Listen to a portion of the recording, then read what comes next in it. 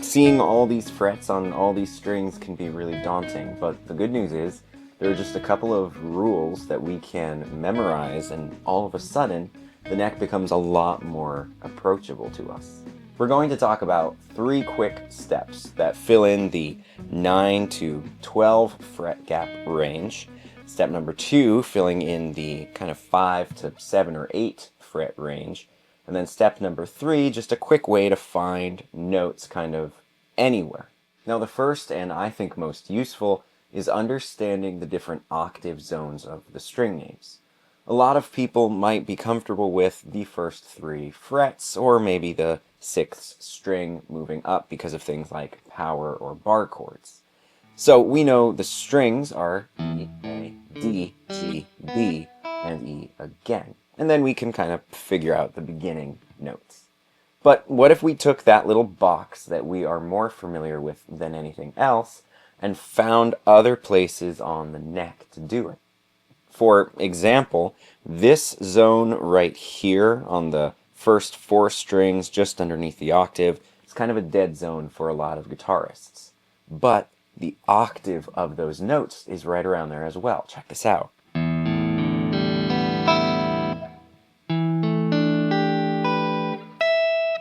Right, so starting from the 7th fret of the 5th string, we have E, A, D, G on the 8th fret, and B.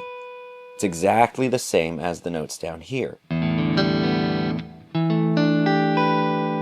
then the high E, if you want to finish it off. But that means that we know the notes around here, we just didn't know that we knew it.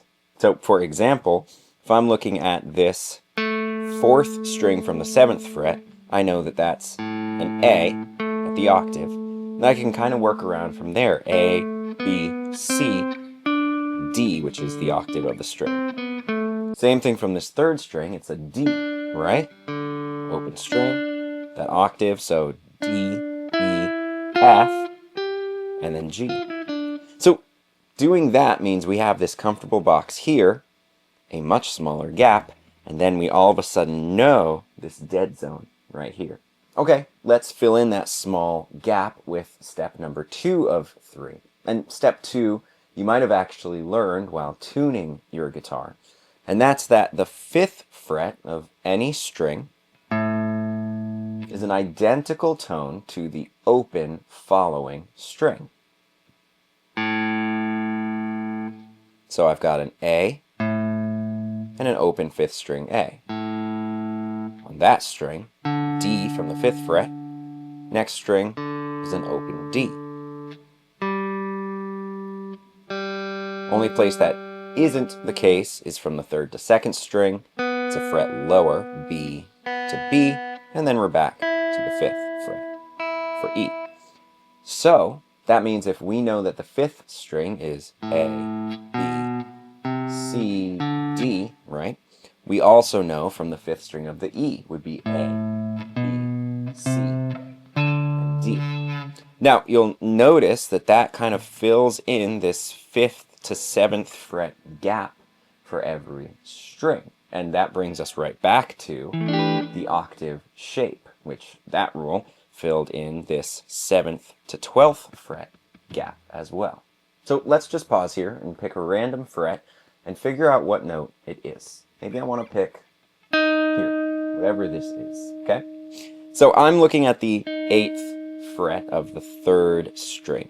So the rule I probably want to employ is that octave shape of the open strings, because then I know this is E, A, D, and that's 1 fret lower than what I hit, so that would be a D sharp note.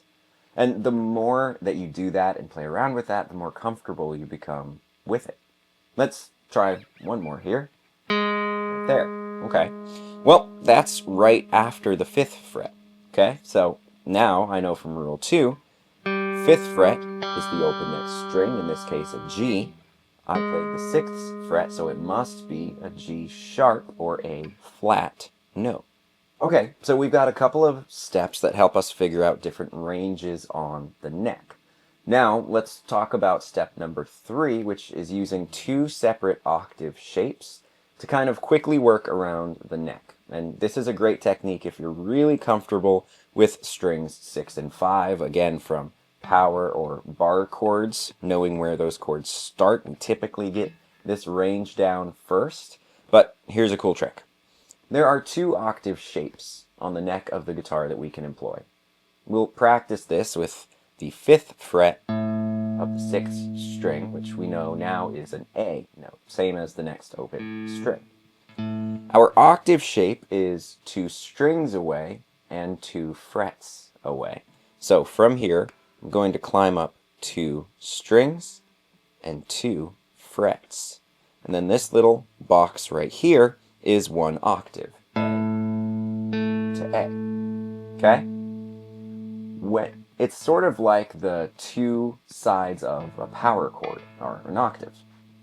If we do that again from that higher A, because of the way the 2nd string interacts with the other strings around it, then it's going to be 2 strings and 3 frets away. But that means that the shape here is an A to another A.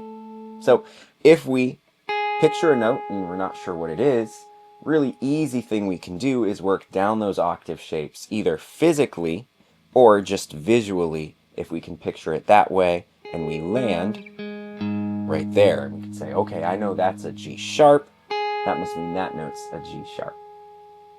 Now, the other octave shape you'll see taught much less frequently is sort of an awkward one, but really useful all the same. If we take a note, we know an octave could be, the other side of the power chord, right?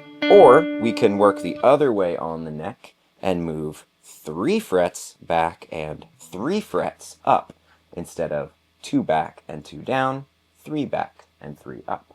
So from there, I'm working back 1, 2, 3, and up 1, 2, 3. There's an octave right there as well. Now this is right below my E octave of the string, so it must be a D. So I can think of it from there, or there, or there.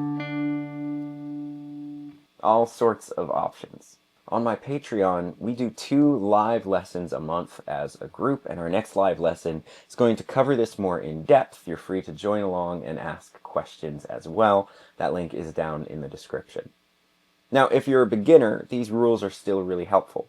We want to memorize those 2 octave shapes, and the place that the octave strings are on the neck, and then that rule from the 5th fret, the open string. All of those things open up the neck, but they're not very useful if we don't know how to navigate the basics. So really quick, even if you're intermediate, the names of our strings are E, A, D, G, B, and E. And then the most important bit of information when figuring out where you're at on the neck is that every single note gap is 2 frets away, except B to C and E to F. So that immediately helps us to navigate from an A string. We see that B is 2 frets away, C is 1 fret away, D is 2 frets away, E is 2 frets away, F is 1 fret away, right? So we can count up that way as well, but it takes longer than just kind of memorizing what little bit we have down here and then finding all these different octaves on the neck of the guitar. Now, when we're talking about exercises to actually get this down, my favorite way to do this is something we already did in this video. And it's to pick a note and then challenge yourself and figure out where that is using either the octave shapes or the octave of the strings, counting up from there to there. And we see pretty quickly that it's an A note. I can work down the octaves. I know that that's the 5th fret. The open string is an A. So that's an A based on the octaves. Or again, we've got E, A, D, G, which is closest to the note we found.